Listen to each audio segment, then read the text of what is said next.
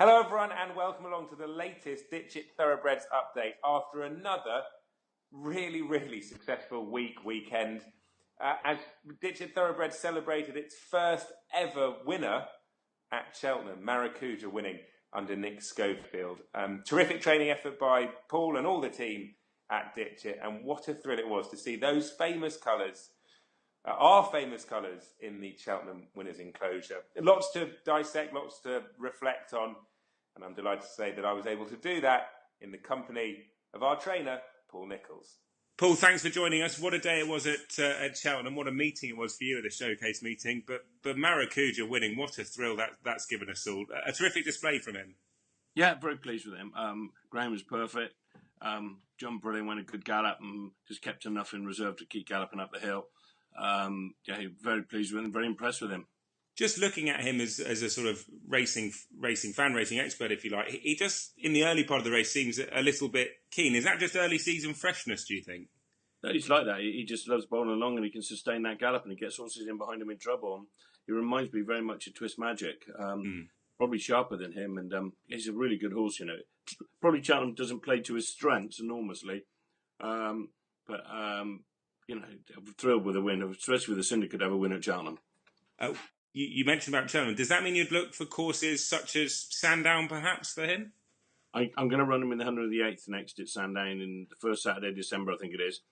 Then possibly look at Kempton over Christmas and give him a break, come back in the spring, where Aintree would be my number one target. I think let more get involved in scrap it out at Cheltenham and keep him fresh and want to go to Aintree and possibly Punchestown. I mean, it might sound daft. We all like having long-term aims and dreams, but I've done it before with plenty. I just seen one target for me is a 2017 Tingle Creek. Got a long way to go to get there, but he's he started off on the right way, and I don't see a lot of difference between him and Twist Magic. So are you now to a point working back from there, even though it's a long way away? Yeah, you just got to run him on the right tracks, on the right ground, and look after him. And I mean, the real two big targets in the spring. I know that Henry VIII is a Grade 1, so that'll suit him well. We can relish him going around those railway fences at Sandown and flying around there. But the real targets in the spring would be the Aintree Grade 1. And either Sandown or Punchestown after that. You must be thrilled with how he's taken to the larger obstacles, though. He looks a real professional over them.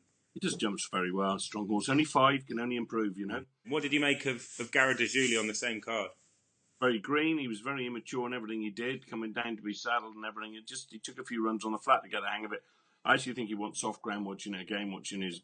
And I think he's a horse to get some experience, be a good handicapper in the spring. Funny enough, he's one of those, as a 4-year-old, he's probably still quite immature, He's probably more forward last year at 3 than he is now, and I just think he's got lots of improvement to come, and I don't want to rush him. On the horizon, what have Ditcheat Thoroughbreds got to look forward to over the next few days? We all need some rain. I'll baster in a couple of races at the end of the week, Stratford and Wetherby. I'd see how he works this week. I might even wait a week and go to Aintree with him a week on Saturday. I'm not in a great hurry with him, and he wants to be ready. So he's got an entry. Other than that, we haven't got too much, you know. It's all very well running around on this firm ground, but we all need a lot of rain so we can get all the others going, really. Coastal Tiep School this morning, Close Sacra School this morning, over hurdles, so they'll be ready to run in about a month's time over hurdles. Quilcher Lashie's ready to run again. I was just trying to pencil in a race for her. Valpone Jalois is jumping really well, but I'm not in a hurry to run at him. He's really well.